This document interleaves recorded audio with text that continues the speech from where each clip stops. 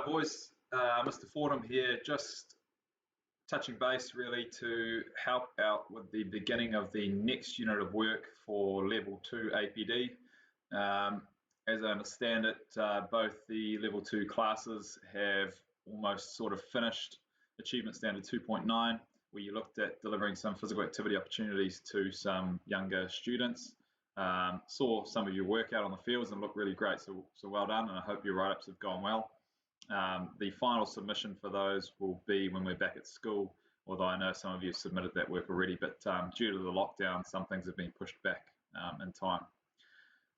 On Monday next week, you will be starting your next unit of work, which is Achievement Standard 2.3.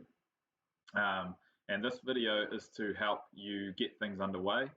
I am going to, in this video, go through some student instructions for the upcoming unit of work to give you a general idea of what's going to be expected. And the main purpose of this video is to give you a little bit of basic understanding of the key concepts which will be addressed in this unit of work, so that you can start working on some aspects of the unit of work with a little bit of understanding. And when you get back to school, Mr. Hill and Mr. Fuiava will go through some of these key concepts in more detail with you face to face, but this is more of a way to get you started on the unit. So here we go, bear with me. It may take, this video might go for 20 minutes or so because there's a little bit to cover, so just bear with me. Hopefully you can go back and use it as a bit of a resource to help you with your unit of work. So in short, Achievement Standard 2.3 is dealing with what we call training theory. Now, training theory is a bit of a group of understandings or a group of knowledge concerning how we can train effectively, train our bodies effectively. Now, you will know that if you go for a run 4 times a week for 2 years, you're going to get better at running. But if you can do that really, really effectively and make sure that every single session that you do is of high quality, then you are going to be improving your performance at the end of it. Training theory is used by coaches all over the world and participants to improve the quality of their training. The reason we train is for performance improvement, okay, to increase our output at the end of it. So if we can apply these principles, then we're going to improve the quality of our training, which will therefore increase the outcomes at the end of our training. So it's really important. It's the sort of the key difference between a really good coach or a really good participant and someone who's just okay. We might have a lot of natural ability, but when you're at the really, really top end, top level, and you're looking for those 1%ers, they call the small differences which make you slightly better than the person next to you, then training effectively could be one of those key differences. So, and that's why we have training theory and we apply it to training to improve our abilities. So with this unit of work, the structure of it is pretty simple. You will need to participate in a training program, which will be given to you by your teachers. The training program, in short, is 5 weeks long, and there are 3 sessions per week. So in total, you will be participating in 15 different training sessions. Some of the sessions will be self-guided, and particularly at the moment with the learning from home concept or distance learning, you will have to facilitate these yourself, and the program will be set up in a way that they will be suitable for the home environment, which doesn't require equipment. When you come back to school, some of the sessions will be guided by your teachers and will be done in class time. Now, whilst you're participating in the training sessions, you will have to maintain a log, like a journal. And in that log, which will be set up for you, you will have to answer specific questions linked to your training participation, and it should be, at the end of it, a nice record of your experience in this training program. At the end of the training program, you will be given some time to think back on your experience, apply some of this theory that I'm about to teach you, to see if you can critically analyze the training program that you've just participated in. Whether you can identify some faults, maybe identify ways in which you could improve the training program or be critical of the training program. And the way you're going to do that, and this is the main form of assessment for this unit of work, and it's done at the end, is a presentation. So you will make a presentation to the rest of your classmates. It'll be a short presentation and you'll be given instructions about the presentation further down the line, but it'll be a short presentation which outlines your experience in the training program and you applying some knowledge of training theory to be critical of the training program and make improvements to it. So a really straightforward system to follow through this unit, and a really interesting one because I'm sure you guys being young men are going to be involved in some training, whether it's just for your own personal well-being or attached to a sports team that you're involved in or an individual sport that you're involved in.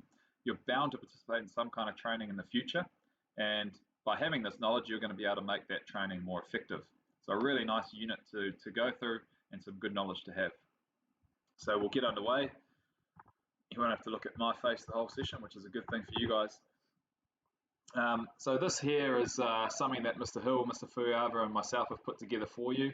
It'll be sent out to you. It's just maybe in a day or so. We're just going to finalize a couple of things, but it's in short, it's some student instructions for the next unit of work. Now remember, it's just the start of this unit of work. There's not going to be any assessment because we're not at school. So it's just making sure that we're starting to work towards the assessment, which is at the end of the unit of work. This student instructions will outline what's expected of you in the unit. It'll outline a link to the log, which will look a little bit like this, where you will have to create your own log and keep a record of your training. It will outline how you're going to set goals. It'll outline a link to the training program so you can start to follow through, because the first training will be on Monday next week. And it will also talk about how you will be assessed in 2.4, which is another assessment linked to this later in the year. So it's all pretty straightforward, and you'll be able to read through this in your own time. I really, really endorse that you read this closely though, and maybe read it once or twice or 3 times. And then if you have any questions, ask your teachers. That's why I've put their email addresses at the bottom. If you've got any questions, ask them and they can answer them for you. Or you can always email me if you want to, and I can help out where I can. But the reason for this video is to give you a bit of understanding of the 4 key areas of training theory so that you can start the unit of work. So this video will be posted on Google Classroom. You can refer back to it later, and this information I'm about to give you will help you answer these questions as part of your training log. So you will need to know this stuff. I'm just going to go over things quite briefly. Once school starts back up, your teachers will go back through some of this information in more detail for you. Now, training theory in short comprises of 4 things: methods of training, principles of training, responses to exercise, and sports psychology. We'll go through all of these, but in short, methods of training are the different types of training that we do. Principles of training are some ideas which we apply to training to make it more effective. Responses to exercise are the different things which happen to our body when we exercise, and we divide these into 2 areas. One is short-term or acute, and the other is long-term or chronic. And the last one is sports psychology, which is the mental practice or mental aspects linked to sports participation. And in this session, all I'm going to address is SMART goals, goal setting. There's a lot more. It's a huge area of work, sports psychology, a lot more encapsulated than that, but we just want to talk about SMART goals today. So we'll go through this, which will hopefully give you a general understanding of these 4 key areas, and just important that you understand that they make up the group of knowledge which we refer to as training theory. And another reminder that in this unit of work, you are going to be applying these ideas to a training program which is provided to you, which you will experience. You'll participate in it, and then you'll be critical of that training program using your understanding of these 4 different areas of training theory. So to start, we will look at methods of training. Now, methods of training, you could change those words around to just be types of training, because essentially it's just different types of training. We train in different ways, don't we? And you guys know that from your own participation. Now I'm just going to skip a couple of slides ahead and come back. The different methods of training, there's 7 of them. Really easy to remember. and pretty straightforward. The first one is continuous training. It's probably the most common, and I know that you guys probably, or hopefully, have been doing a bit of this during lockdown, and it's just like going for a run. If you go for a run for a sustained period of time without rest, maybe a 6 kilometer run or a 4 kilometer run, that's continuous training. Or if you jump on a rowing machine at the gym and you row for 10 minutes, that's continuous training. Or if you swim, you go to the pool and you do 20, 25 lengths at the local swimming pool, that's continuous training. Continuous training is long bouts of work without rest, and normally at a relatively sustained pace. So that's a really easy method of training, something where you see a lot of. Circuit training is also something we see a lot of. So you will typically see in a gym setting, or now we see a lot of home workouts and home workouts just using body weight as the resistance, circuit training based forms of training or types of training. So circuit training is essentially a circuit which you follow through in a particular order, and each station has a different focus or a different exercise. And they're really good because each station can be changed to suit different needs or requirements of the body. So you might have a station which focuses mostly on the leg exercises. The next station might be an upper body exercise. The next station might be a lower body exercise. You can change things around to make it interesting, to keep yourself motivated, and to really focus in on the needs of your sport. Cross training is the next one. Cross training involves using another sport or activity to improve your fitness. So if I play rugby, and in the off season I want to sustain my level of, or maintain my level of fitness to a reasonable level, I might join a touch team. Now, although touch isn't playing rugby, there's very similar attributes between the two codes, so that could be used as training. That's cross training. So you know, a different way of training, using a different context. Fartlek training or speed play. Fartlek is a Swedish word. Sweden is a relatively flat country, so it was designed there. It's a good way to improve your ability to run at different intensities over time if you don't have the type of terrain that you need. And it directly relates to the word speed play. Okay, so it's like playing with the speed of an activity. And a common one that we see or hear of is lamppost running. If you go for a run, you might sprint 2 lampposts, jog 2 lampposts, sprint 2 lampposts, jog 2 lampposts, and so on for a period of time. So you never actually stop moving, but you just change the speed of the exercise, the speed of it. So that's fartlek training. You're playing with the speed of the exercise. That could happen in cycling, or skiing, or whatever. Interval training is similar to fartlek training, where there's, I suppose, an aspect of rest, but the difference is that interval training, you actually stop moving. So a good example that we see in a lot of team sports in pre-season is shuttle running. So you might run some shuttles. Coach might yell at you, you got to run these shuttles. We're going to do these shuttles here, and then we'll have 30 seconds rest. And the 30 seconds rest is literally just rest. Stand still, catch your breath, relax, and then we're going to go again. So interval training is divided into chunks of hard bouts of exercise followed by rest. The next one is resistance training, which is based around the use of weights. So resistance training using weights, like going to the gym. And typically we're trying to improve muscular strength, muscular endurance, and muscular power. And you can read in a little bit more there about how we do improve those different aspects of strength, power, and endurance. Plyometric training is the last method or type of training, and it's about contracting the maximum amount of, or creating the maximum amount of force from muscular exertion in one contraction. So like a box jump or a standing long jump, where you're really putting as maximum effort into each individual activity that you're doing, and then you're having a break. Okay, so plyometric training is about maximum force in short periods of time, and doing it for a long period of time with rest in between. And that's plyometric training. It's used often to produce or improve speed and power, those two components of fitness, speed and power. So those are our 7 different methods of training. And if you think about training as a word, we're trying to improve lots of things. The 2 key components of fitness we're trying to improve, or you can divide all components of fitness up into 2 areas, anaerobic and aerobic.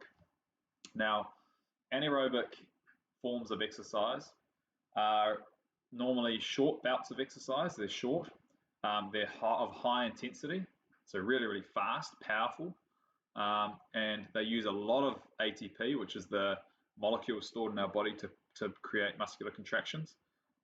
And our body can't solely use oxygen to replenish that loss of energy.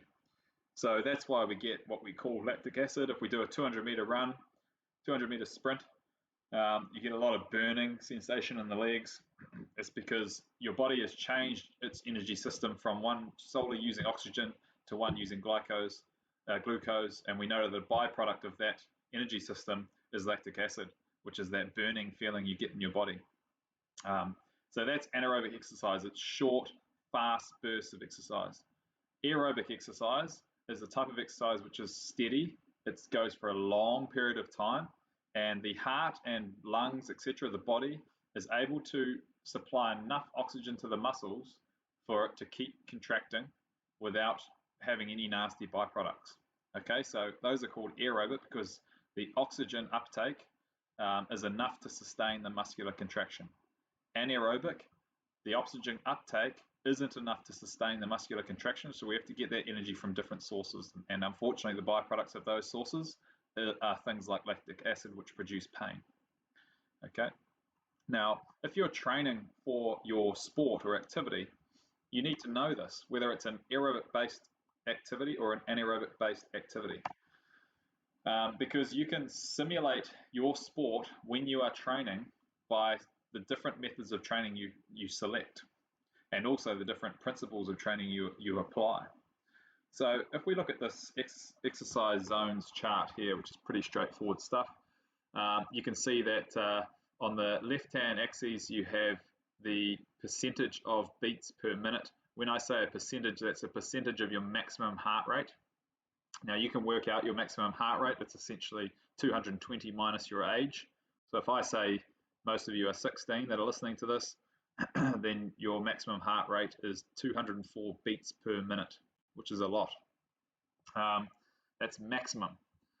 And we know that if we want to work ourselves in different zones to improve different aspects of fitness, then we can measure that. Okay, so on the left-hand axis it tells us a percentage of maximum heart rate required to work in these different zones here. So if we want to improve if we want to lose weight, okay, so weight control or maintain or lose weight, we need to be between 60 to 70% of our maximum heart rate. If we want to improve our aerobic ability, we need to be between 70 to 80% of our maximum heart rate. And if we want to improve our anaerobic ability, our ability in anaerobic type activities like sprinting, then we need to be working at 80 to 90% of maximum heart rate when we're training. Okay, so top athletes, and it doesn't, everyone can do this, but top athletes use heart rate to measure their workload closely whilst they're exercising. So if they're training and they're an aerobic based athlete, like they're a long distance runner or a rower or a swimmer, they'll have watches or devices on them that measure their heart rate, and so they can try and change the way they're training to stay in the right training zone, because they don't want to be improving themselves anaerobically when they solely participate in an aerobic based sport. So they'll be looking to maintain about 75 to 80% of maximum heart rate at all times whilst training. And you guys can do this. Some of you have watches which measure your heart rate. If not, you can find your pulse on your wrist and you can measure your beats per minute, and that can give you that equation. And we can work this out. So for a 16-year-old to be working at 75% of maximum heart rate, which is 204 beats per minute for you guys, for aerobic, you would need to be at 153 beats per minute on average. For anaerobic improvement, you'd want to be at about 173 beats per minute to be sitting in the right zone for anaerobic improvement. So aerobic and anaerobic is another good way to look at the way we're training, to see if we can make sure we're working the needs of our body for our sport or for our activity that we're training for. Okay, and by selecting the different methods of training, we can allow that to happen.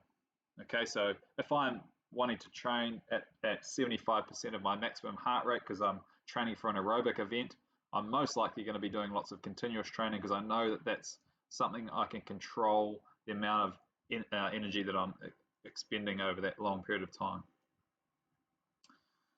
Okay, so that's methods of training. The main things to note there are these 7 different types. So continuous training, circuit training, cross training, fartlek training, interval training, resistance training, and plyometric training. Now we'll go to principles of training. So we go back to the instructions. We've done methods of training, different types of training. Now we're going to do principles of training, which are different things we can apply to the type of training that we've selected to make it more effective. Principles of training. So progressive overload is the first principle of training, or you can just call it overload. Progressive overload is essential if we're training full stop. You need to apply the concept of progressive overload because that's the purpose of training, to get better over time. So it make things progressively harder over time so that we get better over time rather than just plateauing and get really, really good at one particular level. Now, to make things more difficult over time, to increase the challenge of training over time, we can apply like a sub-principle, if you like. We call it FIT, F-I-T-T. You can see it down here, F-I-T-T. Essentially, these are 4 different things we can apply to training to make sure that we achieve progressive overload, to make sure that the activity becomes progressively harder. And they are F for frequency, which is adjusting the number of times a week you train. And if we use running, which is a nice easy thing to summarize here, if we use running as an example, if we train 4-kilometer runs and we do them once a week for 2 years, then we're not going to improve a lot. Okay, we're just going to get really good at that 4-kilometer distance, but we actually won't even get that good at it because we'll just plateau and we're not increasing the challenge of the activity. So we can increase the challenge of the activity to make it progressively harder by changing the frequency. So we might, instead of doing once a week, we might do that for the first couple of weeks, then we might go to twice a week for a few weeks, and then 3 times a week, then 4 times a week. And so we, over time, increase the frequency of runs, therefore making it more challenging. Intensity is another thing we can do. So we can change the intensity of the run. You might start off trying to run 4 kilometers in a certain time and then reduce that time so it becomes harder over time. Or you might incorporate some hills into your route so that's a more challenging route. Or you might, you know, I don't know, run off on a different terrain. Time. So if you increase the length of time that you're exercising, it's going to become more difficult. So instead of a 4-kilometer run, you might say, okay, this time I'm going to run for 45 minutes instead of focusing on distance. I'm just going to change the time of the activity. Or you might actually, you know, decrease the time that you have to run the 4 kilometers. So you can play with the time of the activity to increase the intensity of it and therefore make it progressively harder. And the last one is type. You know, a simple example here is walking to running. And you've got to remember that different people are at different levels of exercise. So someone might change from walking to running to make it more difficult. You might change the type by moving from a continuous style of training to a fartlek style of training, where you start incorporating some sprinting into your long distance runs to make it more challenging and progressively harder. So FITT, FIT, is a series of ideas that we use to make our challenging progressively harder, therefore applying progressive overload, which makes training more challenging over time. And that's the idea of training. The next principle of training is specificity. So just go back. FIT is not the principle of training. It's just a series of ideas that we apply to progressive overload. Progressive overload is the principle of training, okay? Things to be progressively harder. The next principle of training is specificity, and it's in the title, although it's a tongue twister. It needs to be specific. So the types of actions and exercises involved in your training program should be linked to the types of movement and joint actions and muscular contractions and energy system requirements linked to your sport. So if you are we'll stick with running. If you're training for running, It's really important that your training program incorporates the range of movement, muscular contractions, and joint actions and pressures on the body which are linked to being a better runner. And it's really important that your training is specific to what is required and the needs of your sport. The next principle of training is recovery.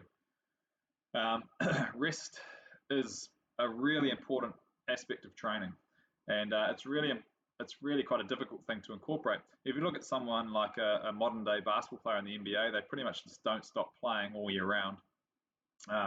They fly from destination to destination. They train in between games as well. They've also got lots of other expectations which impact them psychologically, like media and social media, and meetings with different people and managing their different branding and sponsorships, all sorts of things. So all of that can build up over time and create what we call in sport burnout. Now, burnout is not doing a burnout in your car.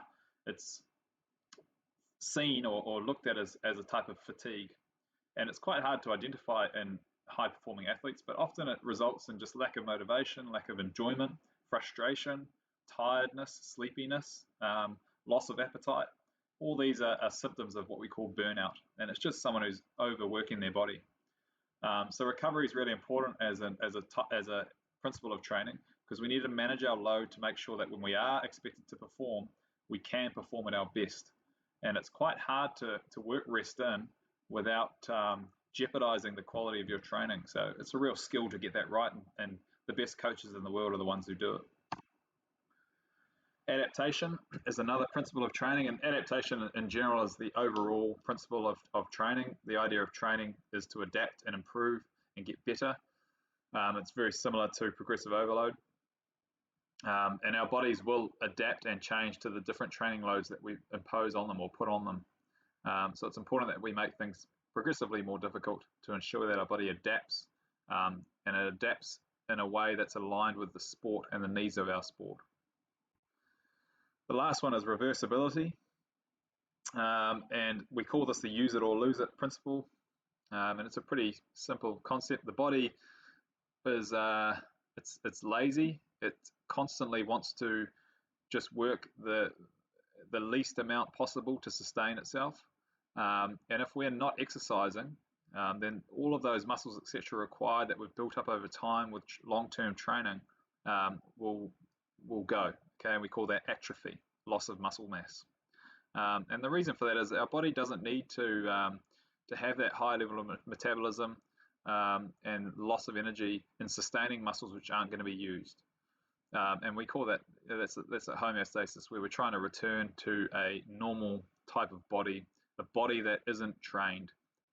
Can still be a healthy body, but it might not meet the requirements and needs of our physical activity or our sport. So that's the use it or lose it principle. And again, it's quite hard. It's quite like rest. It's a very difficult one to get right.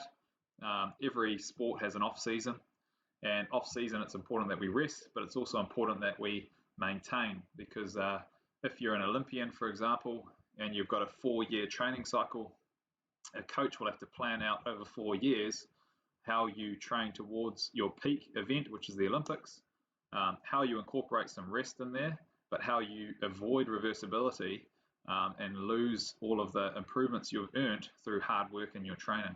So it's about getting that balance really right, and that's really important to understand. So that's it for principles of training. Really simple stuff and easy to see that if we apply these things to our training, it will improve the quality of training. So again, back to our student instructions. Methods of training are different types of training. Principles of training are the principles we apply to improve the quality of what we're doing. Next is responses to exercise. We'll blast through this. So it's important to understand that we divide responses to exercise into 2 key areas. One is short-term, the other one is long-term. And the terms we use in PE are acute for short-term and chronic for long-term.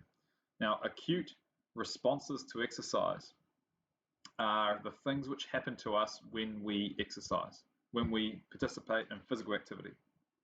So, and you guys know, when we go out and do something, whether we're training with our sports team, or just even going for a walk on the beach, or going for a run, things happen to our body.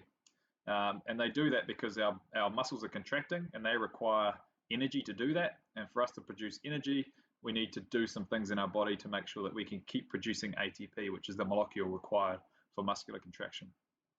So one of the first things is increased stroke volume, which is the amount of blood pumped with each heartbeat. When we're resting, we don't require to move a huge amount of blood around the body, not the same amount as when we're exercising anyway. So an instant response when we exercise is to increase that blood flow, and to increase our stroke volume, or the amount of blood pumped per pump, is one of your body's first responses to exercise. It's a short-term response. It happens almost straight away. The next one is, I should probably present this, is increased heart rate. So the amount of beats per minute. Again, you know this, when you go for a run, you can feel your chest pounding. It's your heart beating faster and faster. We spoke earlier about the differences in aerobic versus anaerobic, and the differences in heart rate and how it can change, and that our maximum heart rate at 16 is around about 204 beats per minute. When we're resting, it's it's really, really low. And if I'm training for a run personally, a running event, and I wear my watch at school, a running watch, sometimes it records as low as 32 beats per minute, which during the daytime whilst I'm at work. So it can drop really, really low as well, particularly when we're really, really fit. But when we do exercise, even if it's going for a walk, but if we go for a run, we need to move that blood around the body, and for us to do that, our heart needs to increase the rate that it's pumping. So we have increased heart rate. Vasodilation is another short-term response. Now, to improve the ability for blood to move around the body, our veins, capillaries, arteries, they have the ability to dilate or become slightly wider. They increase in diameter, which allows for more blood or to move more easily around the body. So pretty simple. Our body can actually also what we call vasoconstriction, which is where they contract and shorten. And this happens often in times of survival. So if you're in a situation of survival, your body knows that its vital organs are required to keep you alive. So in a situation of survival, it'll vasoconstrict the arteries and veins in your limbs, and will force blood back towards your vital organs to keep you alive for as long as possible. So they can dilate, but they can also constrict, which is really quite interesting. Increased respiratory rate. We know that when we exercise, we breathe more. The reason we breathe more is to increase the amount of oxygen we consume and increase the amount of carbon dioxide we get rid of. Okay, so that's a pretty simple thing. And our breathing rate can get as high as 45 to 50 breaths a minute, which is a lot. That's just under a second per breath. Sweating as well. We know that when we exercise, during exercise, we sweat a lot. That's because when a payoff of energy expenditure is heat, and our body needs to maintain its regular heat. So to do this, it needs to cool itself. And so it cools itself through sweating. It also shunts blood towards the surface of the skin, which is a big surface area, and allows the environment outside of the body to cool the blood as well. But we know that sweating is a cooling mechanism we use through our sweat glands. And people who are fit are really, really effective at sweating because they're very effective at keeping themselves cool. DOMS, I'm sure you've all heard of DOMS, which is delayed onset muscle soreness. Typically you experience this, which is a real muscle stiffness or a pain, a soreness in the muscles, normally 12 to 48 hours, about 2 days after we exercise, and you'd normally experience it at the beginning of a season, or when you start a new exercise program. It's contracting muscles that you haven't done before, working through new ranges of motion or different sports that you haven't tried before. And it's the actual physical tearing of the muscle proteins, which is required for muscle growth. And that pain is what the sensation that you're feeling is damaging the muscles, which is in the long term a good thing, but it's something you have to go through when you exercise. And that's called DOMS. So that's something we feel in the short term. And lastly, we know that attached to physical activity is some mental health, some good things. You know, that we release endorphins when we exercise. We know that our levels of serotonin increase, which reduces the amount of stress that we feel, and it can help us sleep better at night. It can manage our mood better so that we don't have fluctuations in anger and happiness. So overall, exercise in the short term and long term can really positively affect our mental health. So that's a short-term response as well. Okay. Now the second part of responses to exercise is our chronic adaptations. Now just note the difference. We spoke about short-term responses or acute responses. When we talk about long-term or chronic, we talk about adaptations because our body over time, we're talking 2, 3, 4 years of exercise, actually adapts. It changes, it physically changes its makeup to allow for us to be more effective at exercising. So these are why we call them chronic adaptations to training. So long-term adaptations. So these are things which happen in the long term. So the first one is muscular hypertrophy. And again, we know this. We know as year 12 boys, if we go to the gym and we do bench press 3 times a week for 10 weeks, our chest is going to get bigger. The muscle in our chest is going to get bigger. Muscles in our chest. Likewise, if we do bicep curls, our biceps are going to get bigger. And that's what muscular hypertrophy is. Muscular hypertrophy is the increase in size of muscle cells as a result of adaptation to increased work. So training, muscular hypertrophy allows us to increase the amount of power output, so it's a positive aspect of training.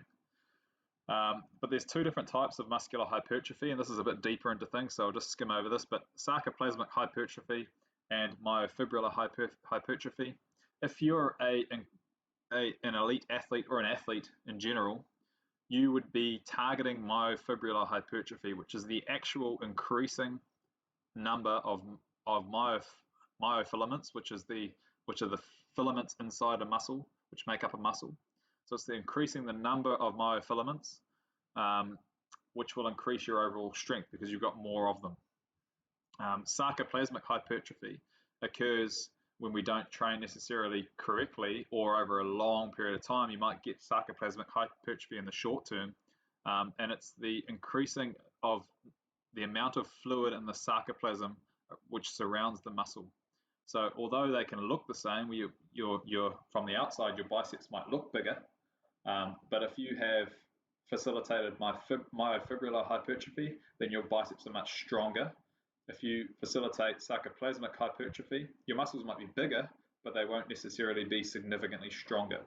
So when we go to towards springtime and all of your mates hit the gym and they quickly want to get, as we call it, ripped for the summer, most of them are targeting sarcoplasmic hypertrophy. They don't get significantly stronger, but their muscles grow, and it's an aesthetic thing. If you're an elite athlete and you're training for years and years and years, you are trying to achieve myofibrillar hypertrophy, which is the increasing number of muscle filaments, which allows you to be much stronger. And that's the idea, the main idea of training, really. So it's just something to think about. We'll just skip this one because it's all covered off in the next slide. We know that our cardiac output increases. We've just spoken about muscular hypertrophy. We can also say cardiac hypertrophy. We know that cardiac, which refers to the heart, is a muscle. So if we can increase the size of our biceps, we can also increase the size of our heart. If we exercise regularly as part of training over a long period of time, our muscle also adapts to training and increases in its function and size, like any other muscle in the body. So as a result of that, we can improve our cardiac output, we can increase our stroke volume, and I've written in here that approximately the average amount of blood pumped per individual pump in a minute is 5 litres for a male. So we can increase that figure by increasing our heart size, which is what we call cardiac hypertrophy, or you can just refer to it as increased cardiac output. So that increase in stroke volume as a long-term response to exercise is really positive because we can then pump more blood around our body when we're exercising. Now, resting heart rate is a significant health benefit of long-term training or long-term exercise. If we train effectively, just like anything else, in our body, our heart muscle improves, as I stated in the last slide. When it's stronger, it can pump more blood per pump. If it can pump more blood per pump, then it can decrease its heart rate during times of rest, because it can achieve the same result that it used to achieve, but with fewer pumps, fewer beats. And a resting heart rate, if you think of the heart as a muscle, it's beneficial for your heart to be beating fewer times in a day than more times in a day. And that's why we speak about heart disease as people who have restrictions in their arteries or problems with their heart function. Their heart has to work a lot harder and it gets tired, and that's when we have things like strokes, etc. So if you think of your heart as like any other muscle in your body, if you go to the gym and you put 40 kgs on the bench press and you do as many as you possibly can, when you get towards the end of your exercise, you get so tired and slow that you can't actually lift the bar anymore, and you have to stop. Same with your heart. It's a muscle, so you cannot overwork it. So if you can reduce your resting heart rate, it's going to be a good thing for your health. It's a significant health benefit of exercise. It's really, really important as an outcome for people who are training. Hemoglobin is the red blood cells in our body, in our blood, and their primary function is to carry oxygen. Oxygen bonds with hemoglobin, and that's how it's carried around the body and carried to working muscles. When we train for a long time, I'm talking years, our body can adapt to that, understand that it requires more oxygen when it's exercising, and therefore it will adapt and increase the density of hemoglobin in the body. Therefore, you have more hemoglobin, you can carry more oxygen to the working muscles, and you're more effective when you're exercising. So a very positive outcome. Capillaries are the blood vessels at the site of the muscles, and they are primarily responsible for transporting oxygenated blood to the working muscles and taking away deoxygenated blood. And when we train, again, for years, over a long period of time, effectively, we can increase the density of our capillaries, which means we can carry more oxygenated blood to the muscles and take away more carbon dioxide.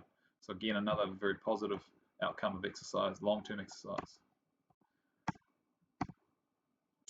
And as I mentioned on the short-term effects about the arterial walls, if we train a lot, our arterial walls become more elastic, which means the vasodilation, which I spoke of earlier, is more effective, and it means that we can move blood around our body much more effectively. And when we're at times of rest, it means our blood pressure is lower, which we know is positive benefit for the heart. It means at rest it's not having to work as hard, and that is what we would refer to as a health benefit of exercise. And just in general, I'm sure you can imagine, the respiratory system improves. We increase our VO2 max, which is the amount of oxygen we can utilize during exercise. We measure VO2 max as milliliters of oxygen, which we consume per minute, per kg of body weight. So a high level of VO2 max indicates a high level of fitness. So it's a commonly used variable to measure a person's ability to be fit or consume and use oxygen. And we do this by increasing the density of our alveoli leads, which are in the lungs and are at the site of oxygen transportation or gaseous exchange between the blood and the oxygen in the lungs. And we can increase the number and diameter of capillaries which surround those as well on the blood vessel side of the body. So again, we increase the ability to utilize oxygen whilst exercising, which is really important.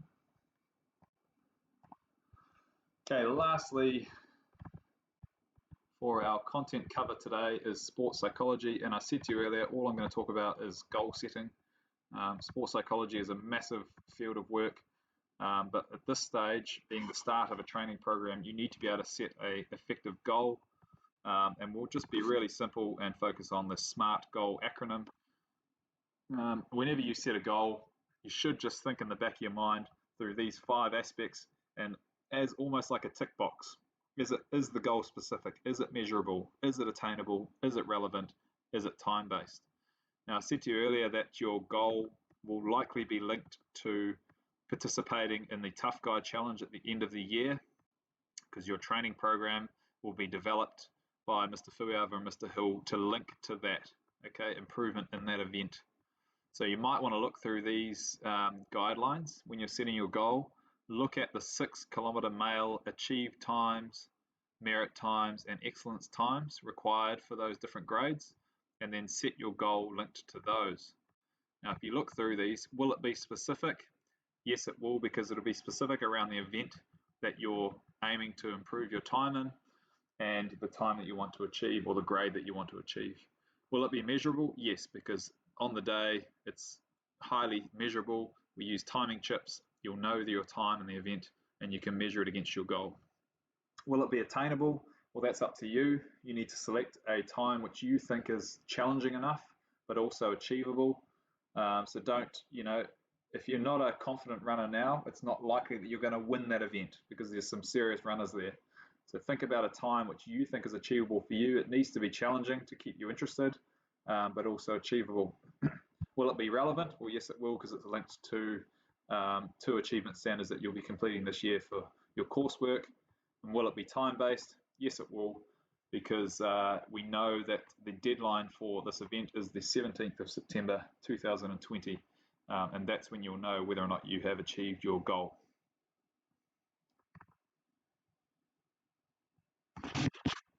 So just finishing off there, guys, it's quite a lot to take in, I know, and I've been going on for quite a while, but you can go back to this and reflect back on different sections of it. The 4 key things you need to know, or need to remember, that under the umbrella of training theory, there are 4 key areas. They are methods of training, principles of training, adaptations, or responses to training, or adaptations to training, and sports psychology. And methods of training are the different types of training that we participate in. Principles of training are the different things we can apply to those types of training to make them more effective. Adaptations to training are the different things which happen to our body over time and in the short term when we're participating in physical activity. And we know that we can divide them into those 2 key areas: short term or acute, which are the things which happen to us when we're actually exercising, and chronic or long term, which are the adaptations which happen to our body over a long period of training, often year, 2 years, 3 years or more. And lastly, sports psychology is a massive field. It's becoming more and more prevalent in the world of sport, but at this stage we just want you thinking about setting goals, and we know that if we have a goal, it can make our training more effective, because it means we're targeting something at the end of it. So think about goal setting, because that'll be an important part of this unit of work as well. There'll be more to come, more information, but this is just an overview of the content to get you started, get you underway while we're in isolation, and when we come back to school, we'll pick up from there and we'll go forward from there. Cheers, guys. See you later.